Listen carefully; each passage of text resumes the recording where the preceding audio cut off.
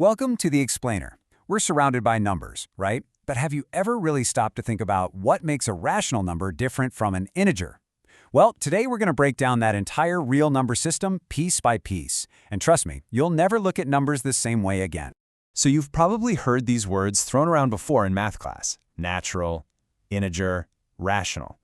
They sound kind of similar, but what's the actual difference? How do they all fit together? Okay, let's get into it, and we'll start with the most basic numbers you ever learned. You know, the best way to picture this is like a big family tree. We're going to build our understanding from the ground up, starting with the very first, simplest branch of them all. First up, we've got the natural numbers. These are as basic as it gets. They're literally the first numbers you ever learned. 1, 2, 3, 4, the numbers used for counting things. Super simple. Okay, let's do a quick pop quiz right away. Looking at these four options, which one is a natural number? If you pick C, the number 3, you are absolutely right. It's a plain old counting number. All right, let's expand our family tree a little. If you take all those natural numbers and just add one more thing, the number 0, you get what we call whole numbers. Now, what if we go into the negatives, like on a really cold day?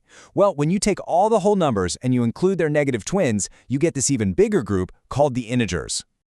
So, time for another challenge. Which one of these is an integer? Have a look. The only one that fits the bill is B, -4. But wait a second. This brings up a good question. What about all the numbers that live between the integers? And that question, well, it brings us to this massive split in the number world. It's a great divide, really. Pretty much every number you can possibly think of is either rational or irrational. So what's the deal? It all comes down to one simple question. Can you write the number as a neat little fraction? If the answer is yes, then it's rational. Its decimal will either just stop or it'll repeat in a nice clean pattern.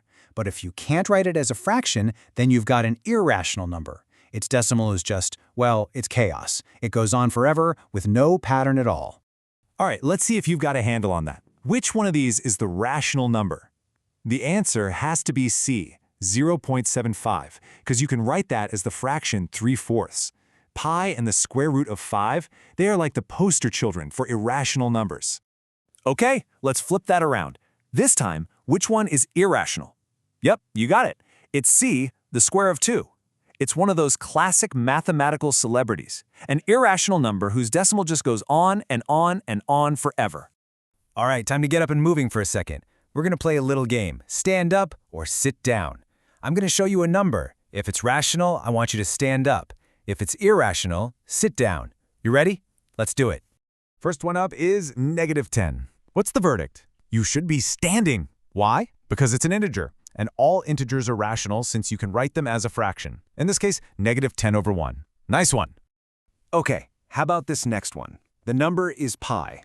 And for this one, you should be sitting right back down. Pi is the ultimate, the most famous, irrational number out there. Excellent. So now that we've seen all the individual players, let's put it all together. It's time for the grand sorting race to see how this whole system clicks into place. So here are our numbers for the race. We've got 8, -6, 1/3, the square root of 3, and 0.